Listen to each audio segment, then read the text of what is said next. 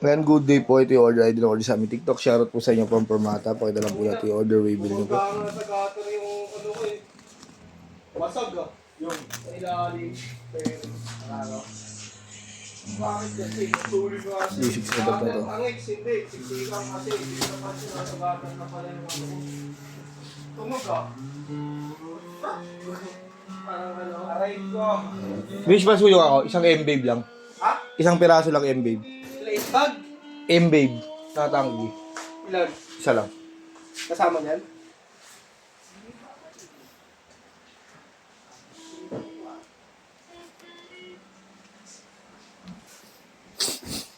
Ay. Sa pangunguna ni Magkawat, Rainbow, Sagot. At hindi magpapauli ang ating congressman.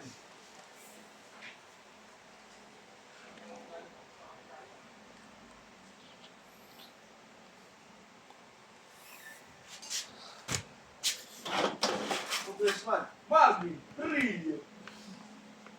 Natulog. Bakit? Sosotan naman ka talaga? Early celebration kasi. Kung lang may pera, din ka. Hindi ka tawag mo na. Early celebration kasi siya eh.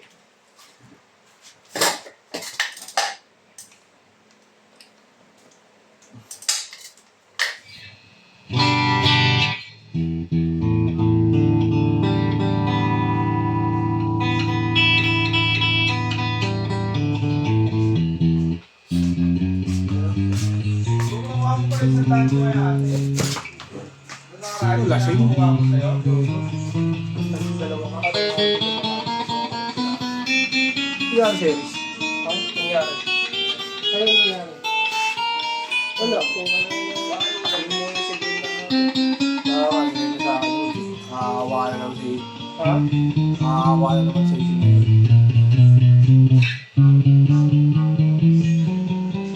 Sabi nga ni Marilis. Kailan ba matatanggal siya? Pati si BNB nadadamay. Oo. Magtatanggol sa anak mga pamangkin niya. Magtatanggol sa'yo. Magaling gumawa ng kwento si kaya napapaikot. Yung masakit doon kasi, nagpatira kayo. Nagpatira. Patira kayo. Tapos masahol pa. Inukonsinti pa si Kuya. Hindi, walang magawa ka mo. Sinasamahan pa si Gwen kung saan alam nang may anak may asawa. Pamilya eh. Ang isipin mo sino mo nang alis ka na stress mo yung 5:30. Sabi nga, mali si Alice. Natinamdaman niya malang na paalis. Tumayo na siya agad. Magiging pagsigawan lang sa akin. Hintay mo muna makaalis. Hindi, sabayan mo lang alis. Ginawa niya nga, nilak niya. Noong una kasi, umalis siya. Noong unang ginawa niya, alas 3 umalis siya. Ano ganun din, umalis siya. Hindi niya kinuha yung susi ng ano, pero nakalak pa rin ang gate sa labas. Nag-susi ako na, bibinoksan ko. Kaya sinundan ko, nagtanong-tanong ako kung saan pumunta. Pero pinatulog ko muna si Ash bago ko siya sundan. Pinatulog ko muna yung dalawang bata. Kasi nandun din anak niya. Hindi ko makahanap. Pero nung nagtanong ako dun sa lugawan dun, kasi sa pagbaba dun sa hagdan, sa lugawan may tao dun na. Nandun sila pumunta eh, pag ano, hindi pa nabalik hanggang ngayon eh. Tagal na nun, sabi. Hindi po. Tapos nung ano, sabi ko, pinaabot ko ng mga alas 5 hanggang 5:30. Sabi ko, lagi pa sa bahay ko ulit. Pagbaba yun, nakita ko, naglalakad. Nandun sa street, doon sa looban galing. Hindi ko alam. Pero, alam ko yung lugar, yung street. Hindi ko alam kung anong ginawa nila doon. Tapos yun, ginawa ulit ko na kabukasan. Sinara na yung gate, kinuha yung susi para di ko masundan. Siyempre, ba't mo gagawin yun kung wala ka namang ginagawang ano, di ba? Nakakayaan naman siya eh. Sinasabi ko, kumain lang daw sila. Kumain po, 3 oras kakakain doon. Kumain lang doon, buffet. Lord. Yung pinagpipilitan nila, gano'n. Sabi nga nyo, makawa naman si Genji, naipit pa bigla. Kaya nga, inaano nga rin ako. Sabi ko naman kay Jen, huwag mo lang ano, sinabi ko lang sa inyo para alam Hindi nga kinakampihan ka nga daw kasi ni Jen. Tapos Sabi ko- kung ano-ano daw yung ginagawang kwento ni Jen. Hindi naman daw niya alam yung ano. Di ba inaano niya pa nga yung pinatira nyo? Pinatira ni Yun doon.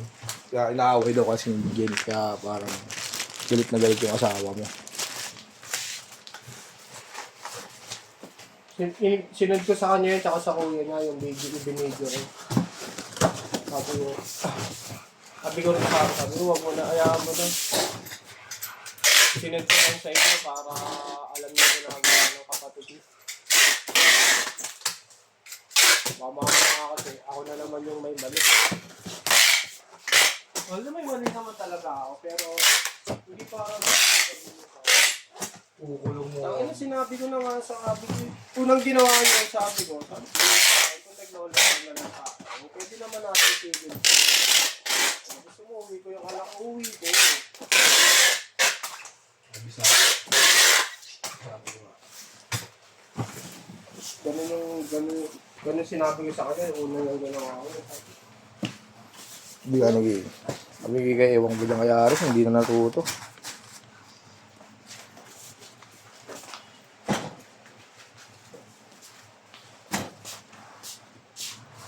Okay. May punto naman sila, concern lang din sila sa'yo. Concern din si Jen din sa mga. Kasi naman kagad, dadamay siya.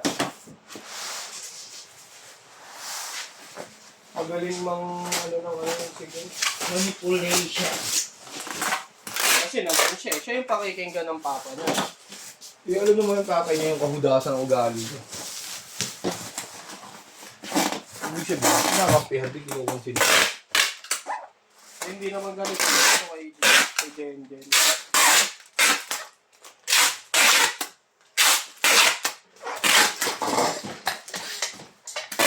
Tapos tatanungin ko siya kung bakit maalis siya ng ganong oras. Sasabihin niya sa akin, wala kang pakialam. Ano ako dun sa bahay na yun? Diba? Nagagawa ka na. Ano ako dun, tema?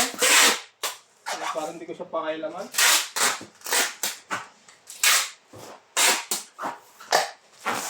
Kaya inuuwihan ko talaga nung alas 12, alauna, pag ganun yung lagi yung sistema, alis ng madaling araw. Wala nga ng kwento niya sa tatay. Kaya siya araw-araw ko daw ginagawa eh. Tapos ako daw nag-umpisa nung kaya ako sinadyan lang. Hindi yung relasyon. Buntihan. Niya sabi ko nagagantihan na lang tayo. Tigil na dito. Ano bang kailangan mo pa sa akin para makaalis na ako rito? Yan mo talaga siya. Anong kailangan mo? Kaya naman niya. Sabi niya, bayaran mo yung mga utang mo. Utang ko sa'yo? Ginanong ko siya sabi. Oo. Yung mga pinanggasos ko dito sa bahay nung wala kang pera.